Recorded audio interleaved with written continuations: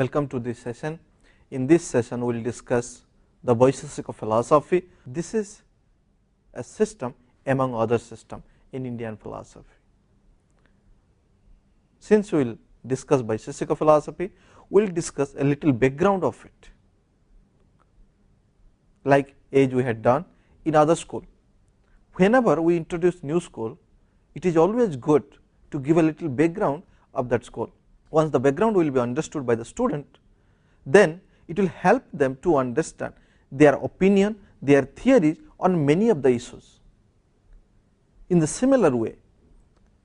So, it will be good for all of us to know what is its background, not in a very full form, at least in a brief form. What are the important issues for a student to know about Vaisesika? So, therefore, we will start with a little background of Vaisesika system, then we will proceed further. Who are the scholars really contributed in Vaisesika system for its own development and its establishment as a system among other systems of Indian philosophy.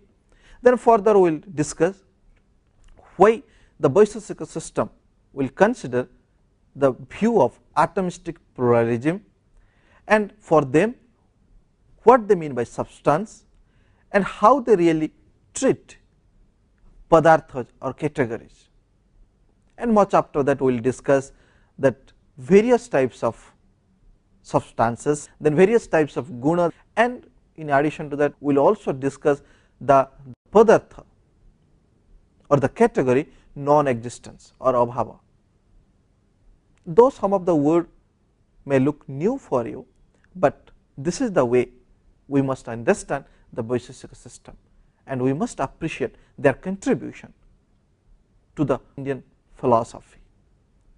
So, we also still celebrate the Vaisesika system and their views and opinion on many of their concepts, many of their theories towards the reality of the world, towards the substance of the world, towards the qualities, and many more things. So, now let us start. Vaisesika system is believed to next to the Sankhya. Many people also believe that Vaisesika system is contemporary to the Sankhya system, and further it is also believed that Vaisesika system is much older than the Nyaya school and Buddhist school, because if you read the classic of Vaisesika system, it was many times referred to the concept developed in the Sankhya philosophy. Therefore, it was believed that, and still it is also believed that, Sankhya and Vaisesika may be contemporary. There are many scholars, they found that in Nyaya school and Buddhism, many of the issues they have discussed which they derived from Vaisesika system, or many times they refer to the Vaisesika system. Therefore, they believe that Vaisesika system is much older than the Nyaya and Buddhist.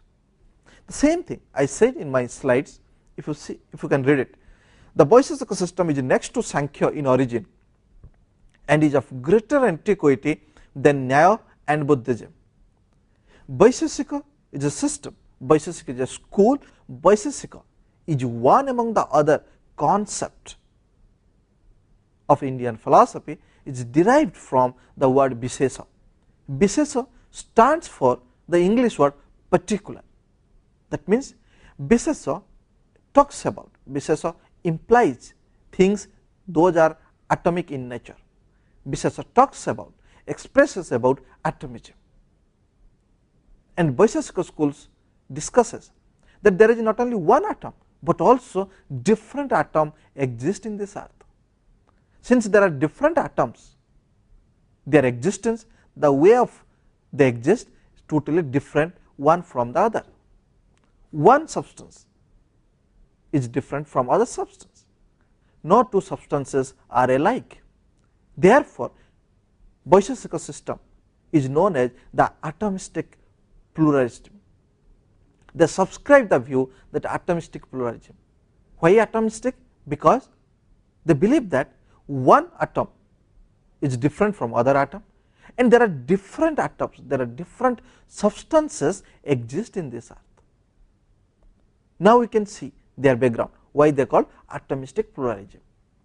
Now further, the founder, certainly there will be a founder of this system, although there are many contributors and scholars have given their opinion theory on Vaisesika schools, but certainly there will be a founder.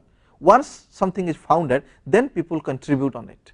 As a result, it may took a long time for its own existence, for its own establishment, for considering this system is one among the other system, or this system can be considered as an independent system as like Nyaya, Buddhism, Jainism, so on and so forth. Now Kanada is believed as the founder of this system. This system is also named as Alaukika. There is a little bit story behind this, why this system is known as Alaukika system. There is a Rusi, there is a individual, there is a person who really in the whole daytime was residing in a cave and thinking about many more things about the world and worldly affairs. Once there will be a dusk time, now slowly the sun sets. After the sun sets, when darkness overpowers the light, in that time, that means after evening, he was going out and finding some of the seeds from the seed grains and eating the seed grains, again residing in that cave, and the whole daytime he was not going out anywhere. So people believe that he may be Ulka. Ulka is a word derived from the bird owl. Ulka stands for owl. As you know that owl is a bird who always moves in the night, not in the daytime. In the same way, the Rusi or the ascetic, who has no attachment to the worldly affairs, he was staying in a cave, and all the daytime he was thinking something about the world and the worldly affairs, and how things are happening, how things can be called so and so, and what are the reason for calling x is x, and why x cannot be called as y, and how x is different from y, or how x is different from x1. So that ascetic person, the Rusi, was in the evening, for the fulfillment of his stomach, he was going out and collecting some of the seeds for fulfilling his stomach. So therefore, since he was going out, people consider him as a Ulka. Therefore, since he is contributing to the Vaisesika system and believe that the founder of Vaisesika system, therefore the Vaisesika system is named as Alaukika system. And whatever we have discussed about that person name is Kanada. So therefore I said the founder of this school is Kanada. This system is also known as Alaukika system. Vaisesika Sutra is the first script, is the first manuscript developed by Kanada. It was divided, and also now you can, if you can go to the classic, you find that Vaisesika Sutra is divided into 10 books, and books they called it Adhyasa, and each book is consisting of 2 sections. That Vaisesika Sutra was the script, was the former script, or the say first script which contributes about the Vaisesika system, which contributes about the theories of Vaisesika system. This manuscript is divided into 10 books, and each book is consisting of 2 sections. And you find in all this section of all the books, it is very clearly written how we should look to the world and how we should look to the worldly affairs, and why we find there are different atoms, and why each atom is different from other atoms. Therefore they said that in this context, if you see, Vaisesika really believed that there are different atoms with their own uniqueness exist in this earth. Nyaya Vaisesika is an allied system of Indian philosophy, is like Sankhya Yoga, Mimamsa Vedanta. In the same way, Nyaya and Vaisesika system is an allied system. Though these two are not developed in the same time or contemporary time, however, people believe that there are many theories. What Nyaya contributes, the same thing contributes by the Vaisesika, and there are many agreement and disagreement on many of the issues between these two schools. Now we will see what are their agreements on what are the issues and why they disagree with each other on what are the issues. The common opinion for both of the school that ignorance is the root cause of all suffering while living in this earth. These two schools, if you see the Nyaya school or Nyaya system in one hand and Vaisesika school or Vaisesika system on the other hand, we find that both of them agree on one concept, that we the human being, we suffer in this earth because we are in bondage. And how we are bondage? We are in bondage because we are ignorant. We are the ignorant person. Because of our ignorance, we are suffering. We do not able to understand the reality of the soul, the real nature of body, the real nature of the world, so on and so forth. So therefore, ignorance is the root cause of all suffering. And further they are saying that they did not stop there. By proceeding further, they say that this ignorance can be eradicated by the help of right knowledge. And what is the right knowledge? For them, a right knowledge is one where an individual can understand the real nature of the soul, the true function of the body, and how the body soul are associating with each other, and why we the human beings crave for different objects for our different purposes while living in this earth. And once we understand these are the concepts, hopefully we can know that we have a limited knowledge, we are the persons having limited understanding about the facts and issue. However, we are considering the limited knowledge as the complete knowledge, and because of that ignorance comes. And we think that we will be living in this earth eternally, which is a myth. And once we understand that this is a myth, we need not to hanker for the different objects for our different purposes. And once we are dissociating from the objects, once we are thinking that these objects are temporal, it cannot be used for us for eternally. Neither we live eternally, nor we can use the objects for which we are hankering eternally. If nothing is eternally, why at all will be crave for our wealth, money, power, and so on and so forth?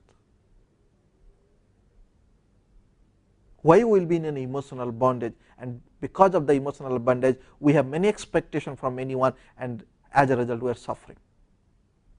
So therefore they said that one must seek the right knowledge, and once you acquire the right knowledge or you attain the right knowledge, you can able to conquer the world, you can able to conquer your sense organs, you can stop your sense organs not to relate with other objects immediately which comes in their way.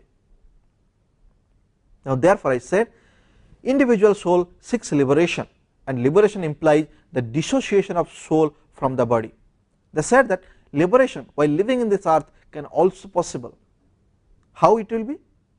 It will be possible only when an individual can realize what is the real nature of soul, and what is the function of body, and how soul can be detached from the body, and what are the practice one should do so that one understand the relation between soul and body. And as a result, the individual won't have any kind of anxiety to receive or gain the products of the worldly affairs.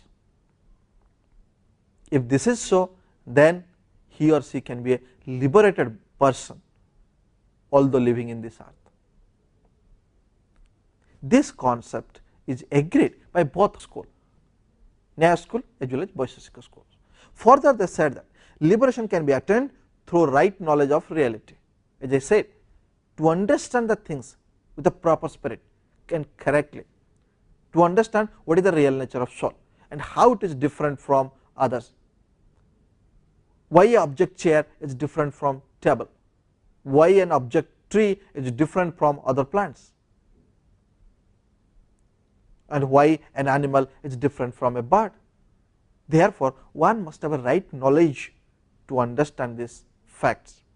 Now, the disagreement, these are the agreement that you find, that there are different causes, as a result we are suffering, and these are causes are really associating with the human being because the human beings are in bondage, and once the right knowledge can be attained, the bondage can be eradicated, and henceforth liberation can be possible. This is the agreement.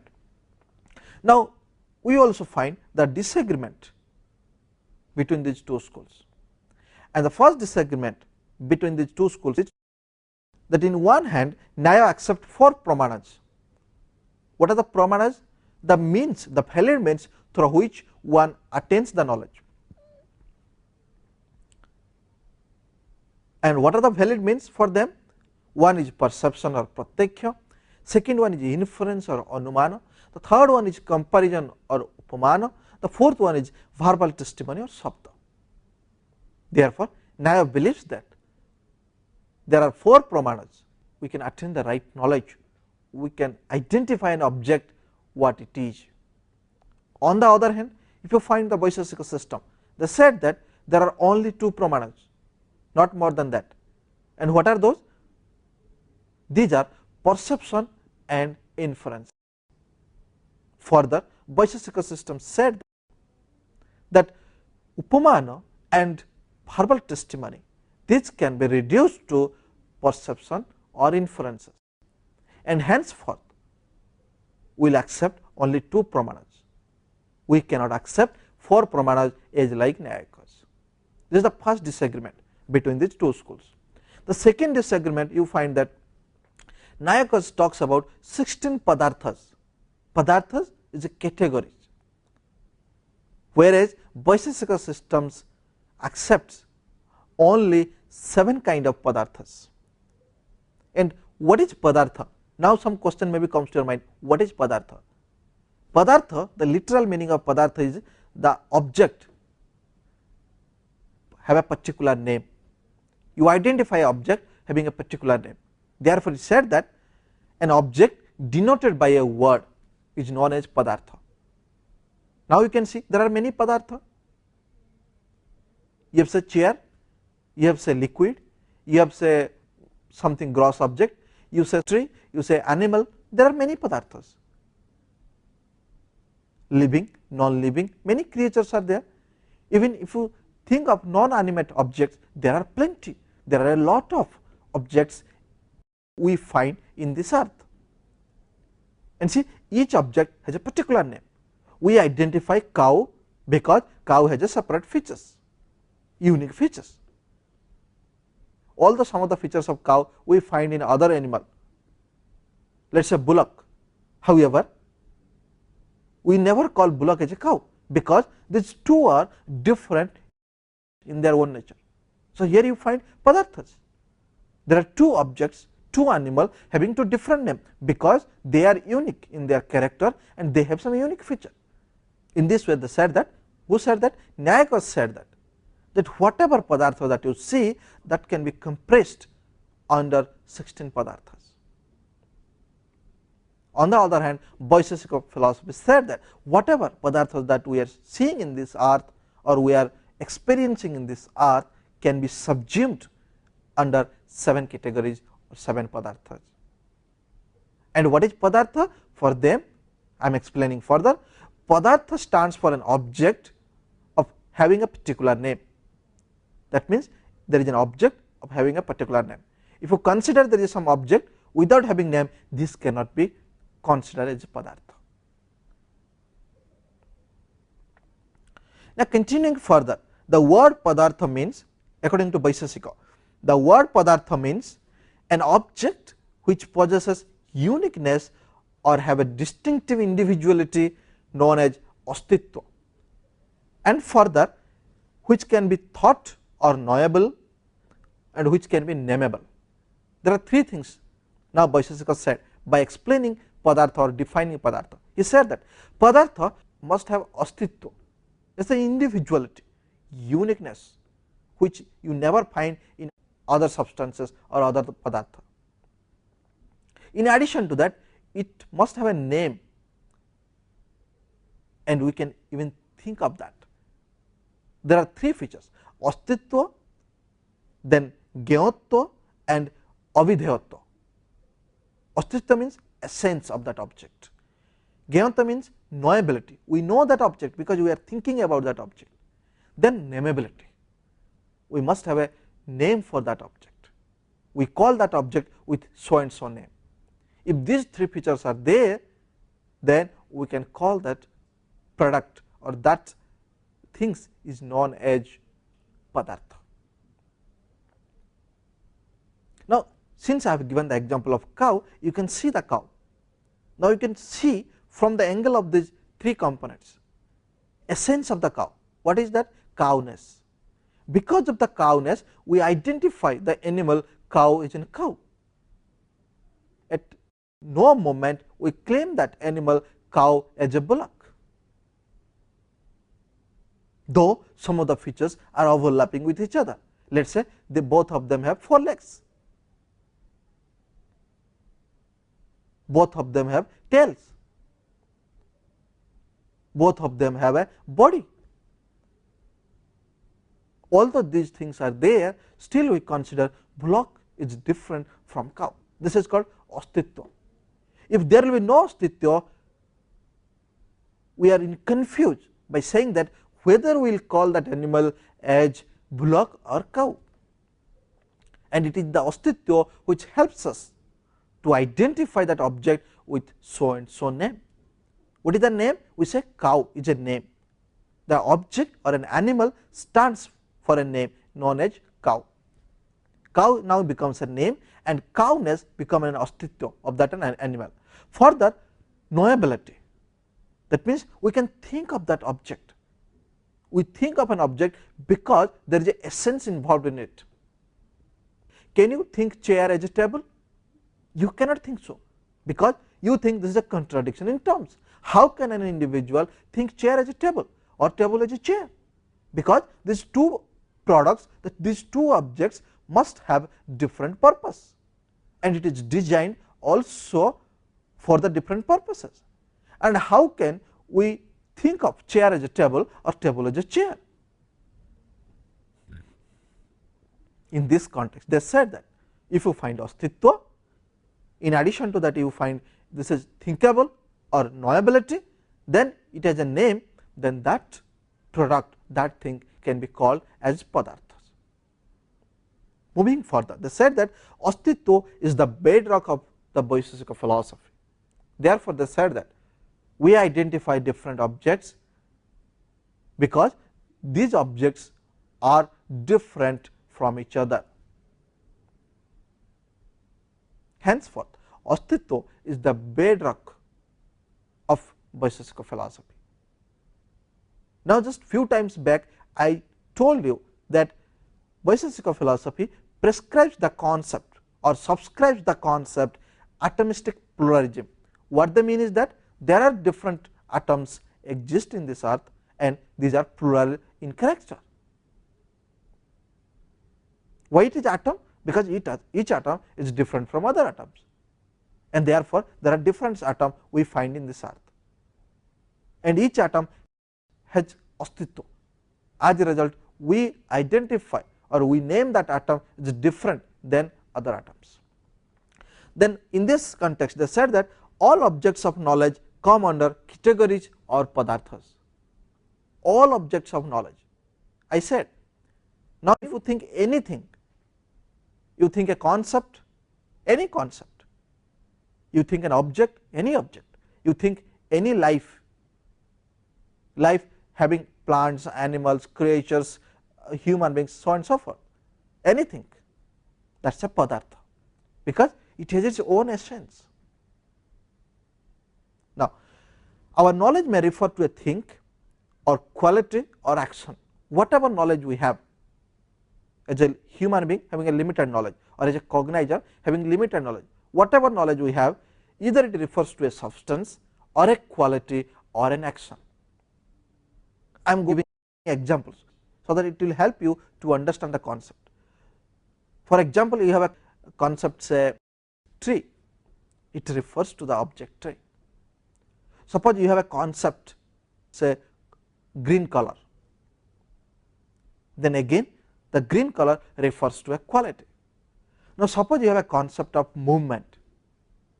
Now, that movement is an action, maybe it is upward movement or downward movement or expansion, anything, or something can be compressed.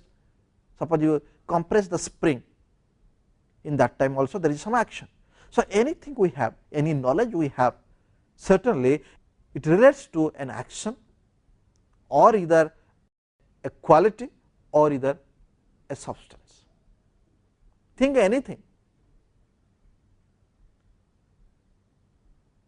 that must refer to either a substance, quality or action. Sometimes we think something that also refers to generality of an object, and sometimes it refers to the particularity of that object. Therefore, I said a word may stand either for a universal or a particular object. Now, I will give an example.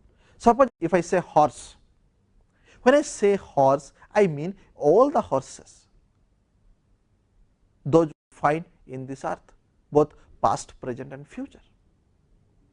So, whenever I say horse, it is general in term, but if I say that there is a particular horse which color is white and which was also tied in that tree, that means I am identifying to a particular horse. Or if I am saying that now you see there is a black horse running, if I say now you can see the white horse having yellow color is crossing the bridge, here I am pointing out something particular. But if I utter the word horse, it simply means all the horses of all the varieties. Therefore, whenever I say the word horse, it implies the generality of the horse, all the horse you put together, both past, present and future. But when I say the particular horse, see the horse is running, I am saying that there is a particular horse over here. In the same way, say that a word may refer to either an inherent relation between substances or to the non-existence of some matters. Now, this is not very difficult concept to understand, only thing that you must understand in a proper spirit or a true spirit. I will read further, again I will explain you. Now, you listen. A word may refer to either the inherent relation between substances or to the non-existence of some matters. What is the inherent relation? There are many substances of having inherent relation. For example, water and liquidity. Can water be solid? No. So, liquidity is an inherent relation to the substance water. So, whenever I am saying liquidity, certainly some of the concept comes to your mind, maybe water, maybe milk, or maybe some kind of liquid objects. So, there are many concepts also, it refers to the inherent relation between the substances or among substances.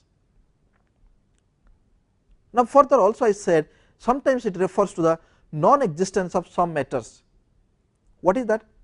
Suppose if I say this chair is not green in color, or I say that that table is not black. What I mean that there is a color, black color exists elsewhere which is not found in that table. That means the non-existence of black color which I am claiming on that substance table is not there in the table. Therefore, here the non-existence also understood in relation to the existence. That means, here we find that the black color which exists elsewhere, now it does not exist in the table.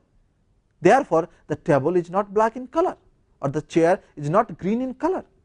Here the greenness may be found elsewhere, but right now it does not find in the chair. Therefore, though the color inheres in the object or the substance, however, the particular color which I am saying now, say black color, is not finding with the table. Therefore, the non-existence of black is explaining here by the help of existence of the table. So, therefore, non-existence of some quality or non-existence of some substances in some substances or among some substances is also considered as padartha. Now, you consider padartha as a here non-existence of black color in the table, that is padartha. Now, why? Because now you can refer to that object having astitva. Table is an astitva over here. Then this is a you nameable, you name it. Even though you say that black color, you name it, though it does not exist there, you name it. And also you can think of that a table won't having the black color. So, three features are satisfying in that object. Henceforth, we can also speak something which may refer to the non-existence of matter in a particular padartha. Now, continuing further, padartha are divided into two classes very broadly. In a very wider fashion, if you divide a padartha, there are two classes. One is bhava, another is abhava. Bhava here stands for being or the existence. Abhava means non-existence. Bhava here stands for the qualities which exist in that object, that is a bhava. Therefore, we identify that object. If I say that the table is brown in color, here the quality brownness is found in the table. Therefore, it is bhava, because the qualities, the particular qualities are existing in that object. Once we say abhava, how it would be explained? It would be explained in this way. If I say that the table is not black in color, here the black color which exists elsewhere is not found in the table now. Therefore, in one hand you say bhava which exists in that object, therefore, we identify that object with so and so features. On the other hand, we identify some objects of having not so and so features, that is called abhava. So, therefore, broadly we find bhava and abhava, and these two if you put together, this is padartha. Padartha in one hand we find in case of bhava, and padartha on the other hand we find in case of abhava. Now, bhava, as I said, stands for the existence of physical things. If I say the table exists, the chair exists, my laptop exists, my friend exists, so in all the cases it is a bhava. But if I say that X died since 2 years, if I say the tree does not exist there, so in this case all those things can be considered as padartha in a non-existence form. Therefore, I said abhava stands for the non-existence of things. Now, you can make a clear-cut distinction.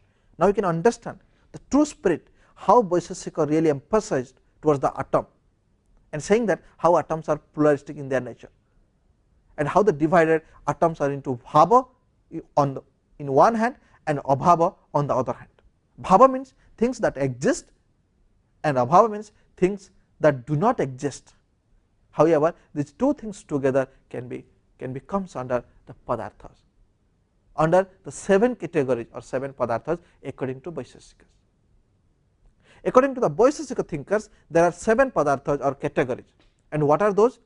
Dravya. We identify an object, the substance, say dravya. Say that there is a tree. Tree is a dravya, therefore it is also padartha. Now, guna, quality. Here say that color of an object is a quality. Sharpness of an object is a quality. So, if I say that ripe mango, then the color of the mango is a quality. The taste of that mango is also a quality. Right? These are also comes under padartha. Now further saying karma, karma means action, the movement. We move from one place to another place, it is an action. We throw a stone to the sky and after some time it falls down, it is also an action. We expand the spring by holding the both sides of it, so this is an action. This is an action, deals with expansion. Now we will also compress the spring by tightening two sides of it, in this case also this is an action. So all these actions can come under padartha. Now samanya, samanya is a generality. As I said, if I utter the word table, I never mean that a particular table. When I said table, it means all the tables with the different shapes, sizes exist in this earth. If I say horse, all the horses of the past, present and future exist in this earth. It is a generality. Vishesha, particularity. When I identify an object saying that that is the cow, this is the horse, or that grass is green, or that tree is tall, that pine tree is tall. So here is a particularity, that where I am identifying or referring to the particular object. Now for the samavaya, inherence, I said that liquid and water having inherence relation. Knowledge of an object and understanding of that object is having an inherent relation. If you do not understand that object, how can you have a knowledge of that object? And is there any possibility to claim that you have a knowledge of that object without having understanding in it? No. Therefore, having a knowledge of an object and understanding that object are both are related with an inherent relation. Abhava, abhava I said non-existence. How non-existence becomes the part of existence. Therefore, non-existence also comes under the padartha. Now these are the 7 padarthas that Vaisesika subscribes. I read further: dravya, guna, karma, samanya, vishesha, samavaya, abhava. These are the 7 categories according to Vaisesika philosophy. Now as I said, Kanada, which also people named him as a Ulka. Kanada has mentioned the 6 categories, the first 6 categories except abhava. And once the system gone developed, because there are many scholars contributed their opinion on it, we find that there is a scholar named as Sivadita. In his work on Sapta Padarthi, he mentioned the last padartha known as abhava. Why he mentioned? Because he thought that abhava can be explained, or abhava will explain by the help of existence or bhava. Therefore, we should not consider abhava as a non-existence of an object, rather we consider the explanation of non-existence by the help of existence. The same thing, because of this reason abhava he adds as a category. Therefore, we found 7 categories in Vaisesika school. Sivadita is a scholar. He added the last abhava category to the other 6 categories. Now Sridhara is another scholar. He also endorsed what Sivadita said, or what Sivadita has contributed to the Vaisesika system. What Sridhara said is that non-existence has not been mentioned separately, because it depends upon existence, not because it does not exist. He is saying that whenever we explain non-existence, it has to be depend on the existence, and since there is a relation with an existence, it should be considered as an independent category like samanya, dravya, other categories. One should not mistakenly understand that since it talks about non-existence, it cannot be considered as a separate category, because whenever someone claims that non-existence, it presupposes that it does not exist or it exists elsewhere. It should not be the spirit, according to Sridhara. That therefore Sridhara said that whenever we speak about the non-existent, certainly it deals with, certainly it refers to the existence. So therefore it becomes an independent category as like other categories such as samanya, vishesha, dravya, guna, so on and so forth. and one should not misunderstand the concept that Abhava talks about only non-existence, therefore it cannot comes under the Padartha. Now, on the account of the Vaisesika philosophy, substance cannot prove by itself, it thus requires its constituents to do so. We cannot perceive the substance as we perceive table and chair. Now, we are moving one step further. He is saying that substance as such, it cannot prove itself. To identify a substance, we must know it, that where it exists and what are the qualities it inherits in it. Then only we can identify a substance. By explaining the substance, now we will find a Sanskrit version of it. The Sanskrit verse that said that Kriya Gunavat Samavai Karanam Dravyam. Kriya Gunavat Samavai Karanam Dravyam. What it explains is that Dravya is the repository of qualities and actions. Dravya is the repository of qualities and actions. We cannot find a substance which does not have qualities or actions. Take a table, take a chair, it is a substance, but it must have a quality. Can you think of a substance without qualities? No. Therefore, Vaisesika also agreed to that. Vaisesika said that clearly, that substance cannot exist, substance cannot prove itself. For its proof, we need qualities.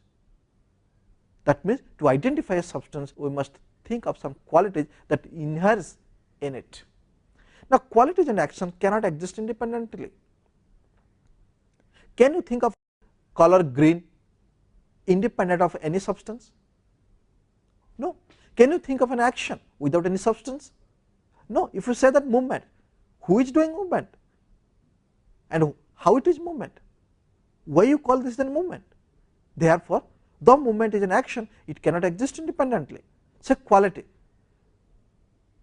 say a bitter taste, say sweet taste. Now, can you think of something where the sweet taste exists independently of any substance? No. You say that the mango is sweet, or you say that the orange is sweet. Then if this is so, then here orange is a substance where the sweet is a quality which resides in it. So, therefore, they say that qualities and actions inheres in the substance, and as a result we identify a substance by the help of qualities. Now, Dravya is the foundation of Asraya. Since quality and action cannot exist independently, you need something for their existence, and that something is nothing but called as Dravya.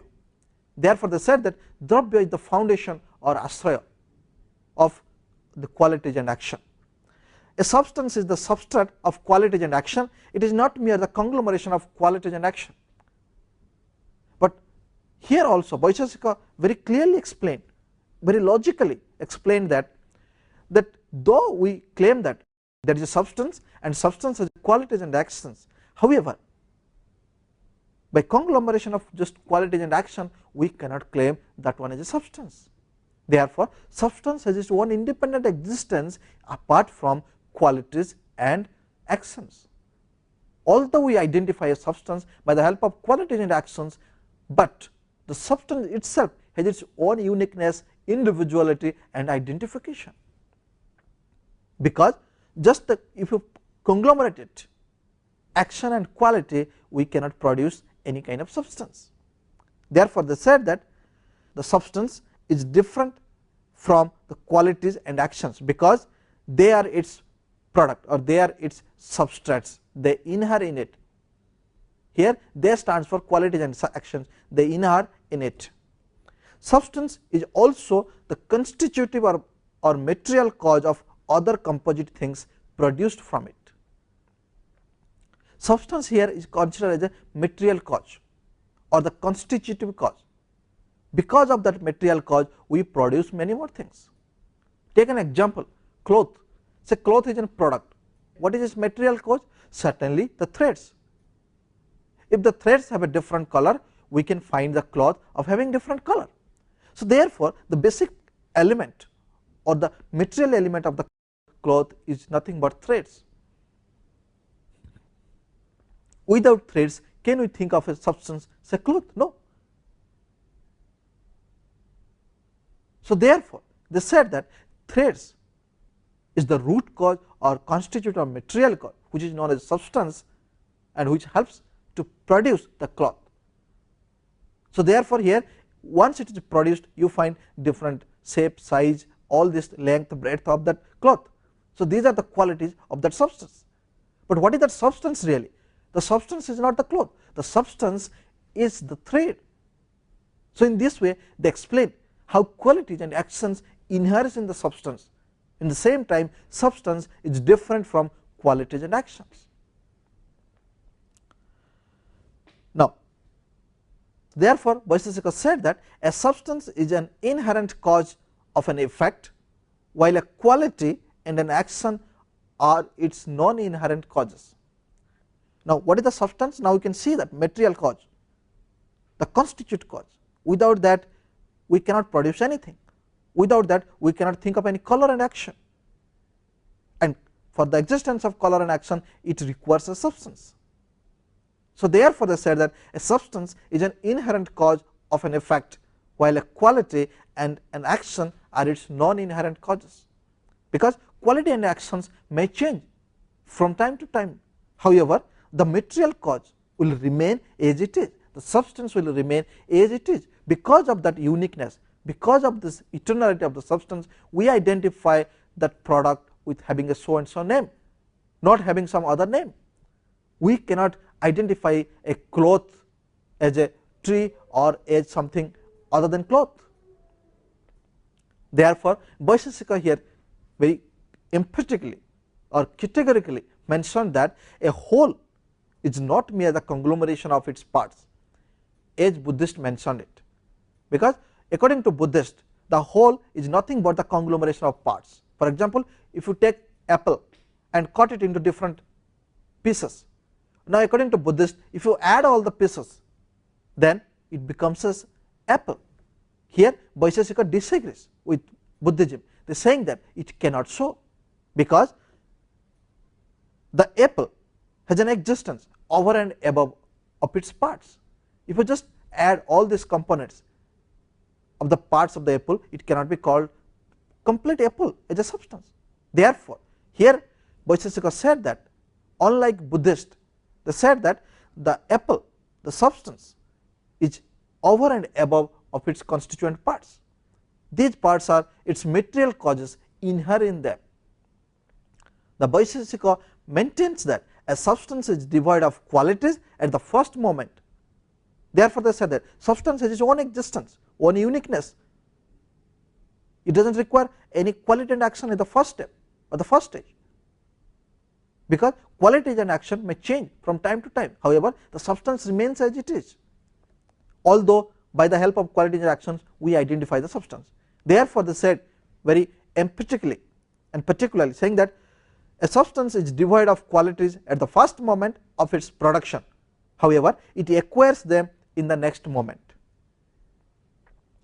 Now we will see in the next class that how really Buddhists disagree with this explanation of substance which Vaisesika had given, and when Vaisesika claimed that what Buddhists discuss about the substance is not the real or true.